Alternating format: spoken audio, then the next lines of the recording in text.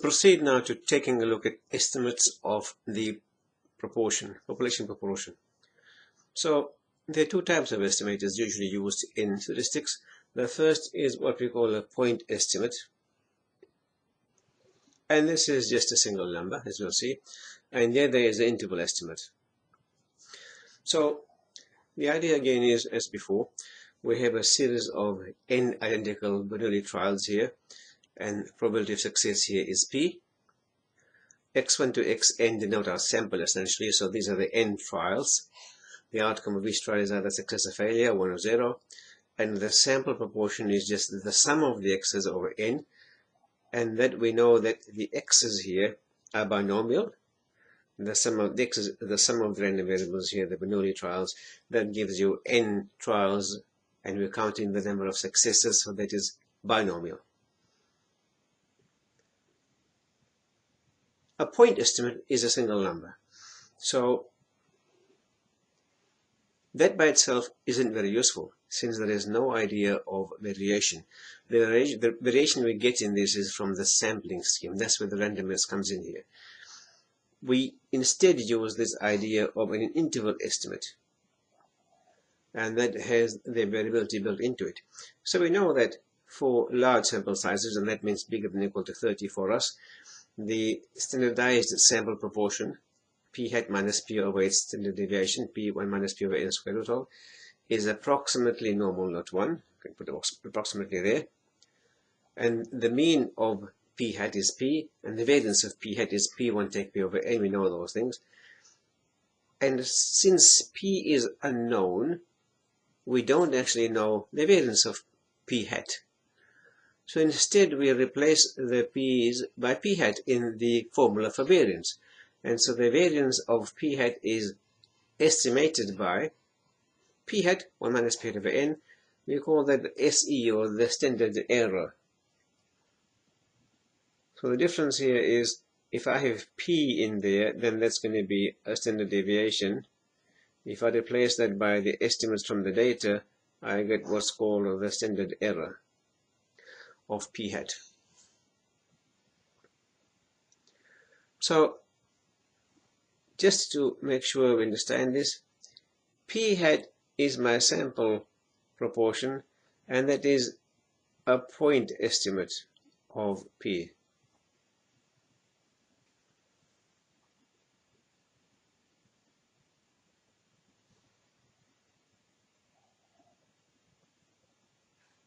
A single number that I get from a sample. What we're going to do is work out this idea of confidence interval. So I'm looking here particularly at the 95% confidence interval for my population proportion, and that's given by this formula. Now this formula isn't so bad to work out how it works. Essentially I have my z is p minus p hat minus p over p1 take p square root of 1n. So if I unravel that to get myself a formula for p, what I get is, you'll find this if you do the algebra, that p becomes equal to p hat minus the z value times p1 minus p over n square root of, and I've replaced the p's by p hat as well.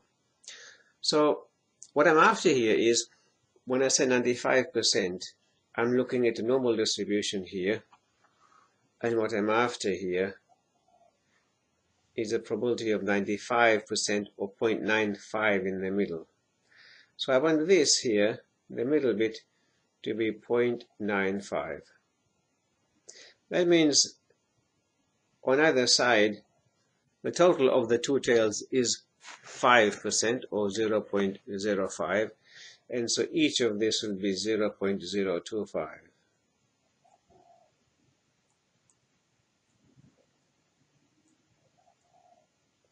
And so the z value I get for the critical tail probability of 0.025, if you look at the critical z values at the bottom of the table, you'll find this is 1.96. We've seen this number before. Check that out for yourself, please. And so what's happened is I've got 1.96 there and a negative 1.96 there. If I put the values in here as 1.96 or negative 1.96, I get this plus or minus 1.96 times all the rest of it. So that's how the formula comes around. Now, given that this semester we have entirely open book assessments, that formula will be available to you in your lecture notes when you have tests that test this kind of material. So of course you don't need to remember that formula. So essentially, as I was saying here in the words down below there, that I've found myself a 95% probability in the middle, and the Z value that corresponds to it is 1.96. If I change the level of confidence from 95% to 90%, for example, the Z value changes to 1.645. If I make it 99%, for example, the number becomes 2.576. The most commonly used value is actually 95%, but sometimes you'll find the other ones as well. But all that changes is this number here. The 1.96 will change to the appropriate value here, depending on the level of confidence you're using. And that's as simple as this gets. An example. Here's the example. I'll pick out the relevant numbers here. I won't read the whole thing out for you. You can read this thing yourself. This institute surveys 5 IT and IT security practitioners. So that's my value of N, my sample size. And there's the paper. You can look at the result paper over here. So most of my examples, and you'll find also in problem sheets and exams, they come from journal articles. Because this is applications of statistics and mathematics, so I'll try and make this as relevant as possible. So here, from the sample, 59% of them said that they had 2 or more security breaches. So that's my p hat, 59%, 0.59, and I had my n from before is 583. So I'm after a 95% confidence interval for the proportion of companies that have had 2 or more security breaches in the last 12 months.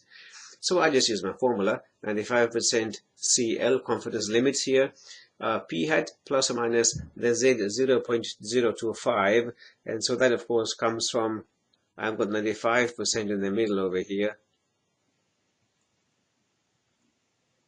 So this tail is 0.025, and the left hand side also is the same, 0.025.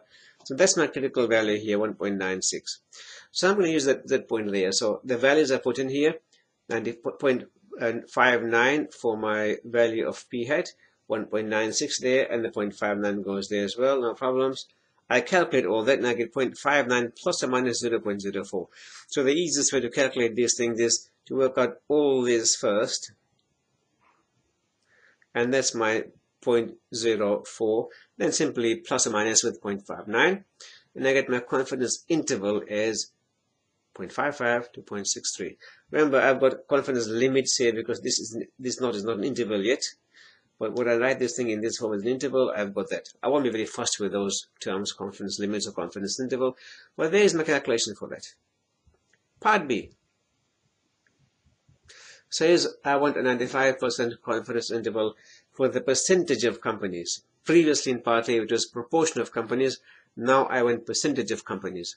So all that happens is, in my previous example, part A, I had worked out myself a 95% confidence interval for the proportion. I simply convert that to a percentage.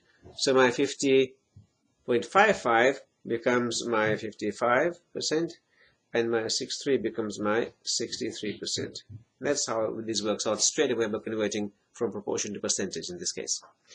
Part C says calculate a 99% confidence interval for the proportion of companies. So all that means is I change my number from what I had before as 0.025, since now I have 99% in the middle, that's 0.99. The two tails will add to 0.01, so that'll be half of this each, 0.005 there, and this also is 0.005. Those two tails add to 0.01, and so that my Z value will now change to 2.576. Everything else remains the same. Again, I work out this number first, and that comes to 0.05. Add and subtract from 0.59, I get my answer here. Typo, there should be 99% there. That's how easy this becomes. That's all. Thank you. Bye.